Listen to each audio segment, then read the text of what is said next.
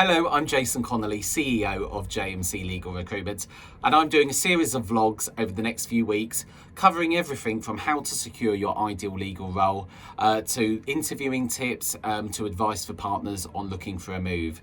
In this episode today, I'm going to be talking about how to secure a newly qualified position during COVID. Now, going through a training contract and looking for an NQ role can be daunting at the best of times without COVID added into the mix.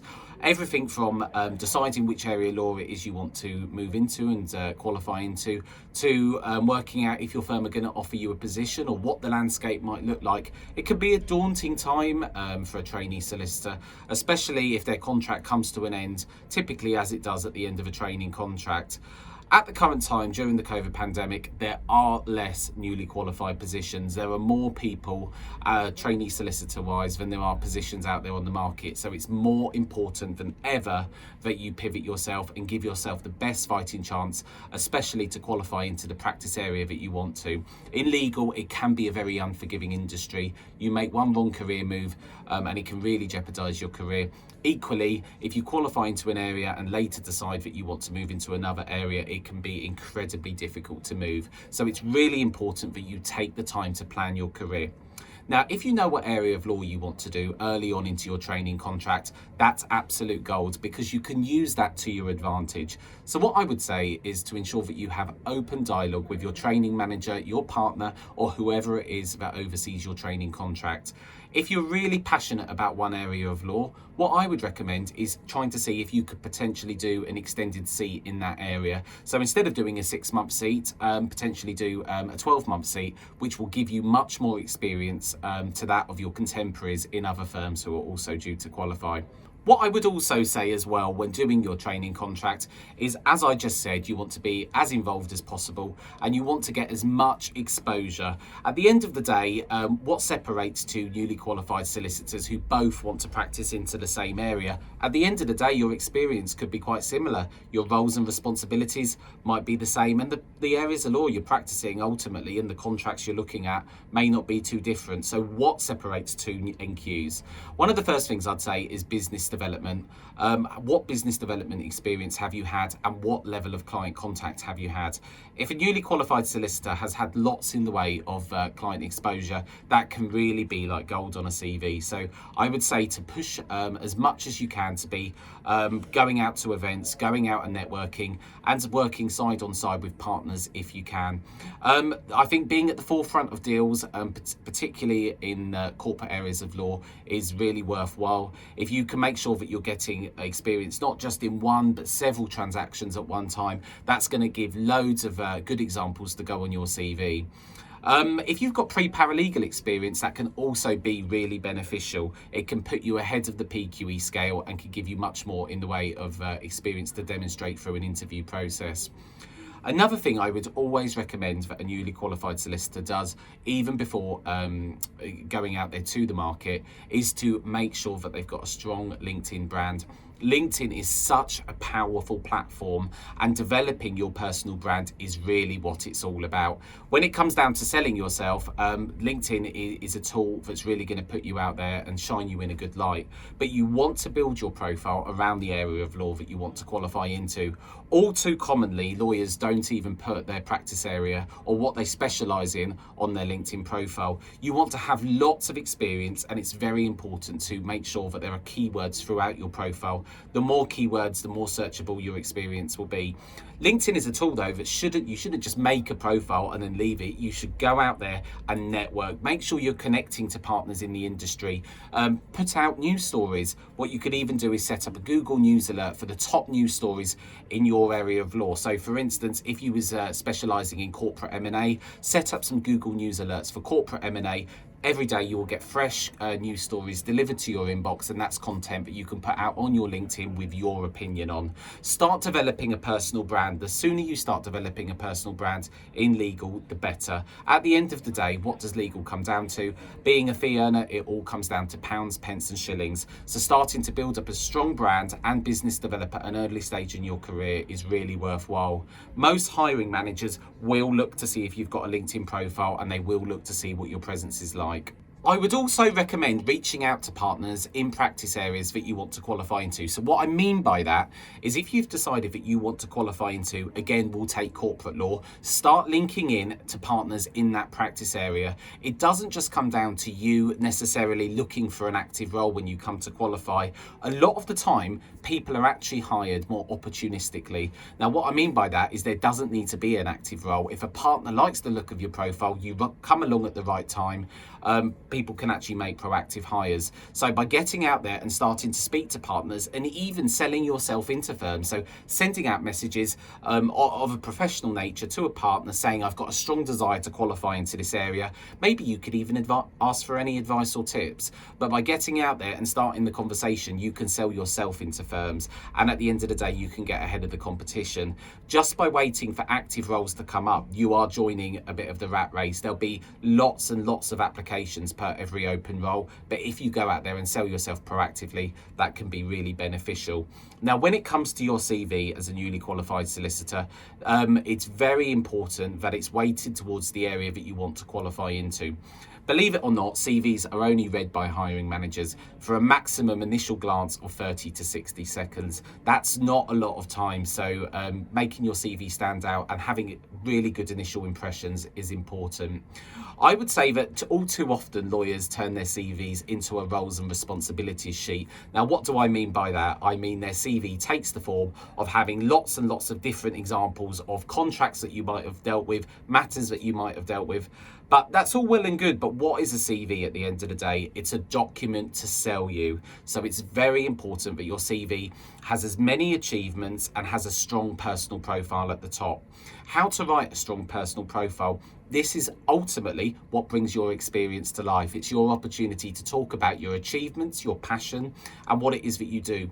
I would be very hesitant though with using adjectives, words like entrepreneurial, commercially minded, those types of words. You want to get those in, but what I always believe as a recruiter is you should get the reader to come to the conclusion that you're entrepreneurial without just saying you're entrepreneurial. So for instance, let's just say you was involved in a family business, a property business. You can list that down, list what you've been involved in, and really get the reader to come to the conclusion that you are an entrepreneurial individual. These kind of terms these days, words like entrepreneurial, commercially minded, driven, hardworking, that overused far too often by candidates, and by actually putting down credible examples, that's really going to sell you out. Other things sell you better even.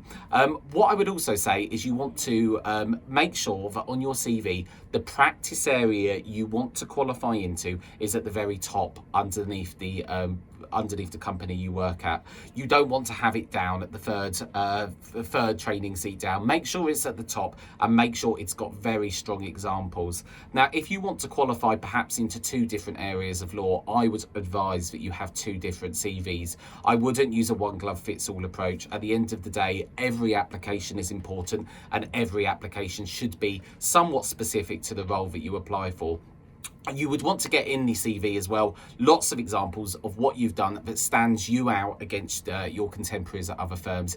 Is it business development? Is it you've worked side on side with partners on transactions? Is it the fact that you've had high levels of responsibility as a trainee? What is it ultimately that's going to sell you out for that role? Also think about, as a candidate, what is your top USP? What is your selling point? Is it you particularly like dealing with heavy contracts, or is it you're a real people's person? Have a think about what your key selling points are as a candidate, and make sure that you get achievements at the top of the CV, nice and bold, whether it's you've brought in clients, expanded work, or dealt with something that's particularly complicated. Whatever your achievements are, put them in bold. At the end of the day, this CV is an opportunity for you to sell yourself and showcase your experience. When making applications, I would always say that a cover letter is really helpful. I wouldn't make the cover letter any longer than one page, but it's your opportunity to really kind of make it more personal and actually talk a bit about yourself. The personal profile at the top of the CV shouldn't be more than 200-300 words long, but the cover letter is an opportunity for you to talk about your aspirations, your desires, why it is that you want to be put forward for this role, and what it is that you could offer your potential employer, whether it's your personality or your, like I said earlier, your drafting skills or whatever it may be, the cover letter is a great place to showcase this and make it slightly more fluffy. It can be your opportunity to really talk about those soft skills that you might have, which are equally important. When it comes to interviewing for a newly qualified position, prepare. Now, when it comes to interviewing for a newly qualified role, one of the top tips I would say is prepare. Make sure that you go into the interview knowledgeable. I'm sure most candidates will spend a lot of time preparing when it comes to an interview, but I think that there's certain things you can really focus on which will hopefully help you.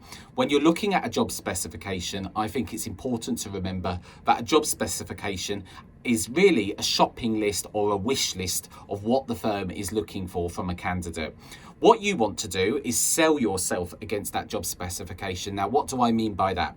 If the firm is looking for a certain array of responsibilities or criteria that they want that candidate to fulfill, what you want to be doing through the interview is talking about those examples, talking about those points. So in the interviewer's mind, they're going tick, tick, tick, this is the right candidate for the job. So making sure that you understand the job specification. Now, I wouldn't say that you have to fulfill every point in a job specification. So if you do find that there's some points on a job specification that you don't fulfill, don't worry, that's not necessarily the end of the world. At the end of the day, these documents are more wish lists, and a large part of every interview process does come down to personality.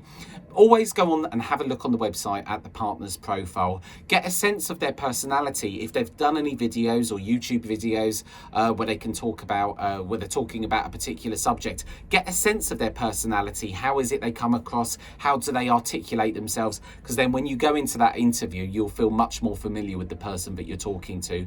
Another skill that could be really useful is mirroring. There's lots of content about this online, but if someone has a certain type of personality, you want to mirror that personality. That means you're much more likely to find common ground, get on with the interviewer, and so on.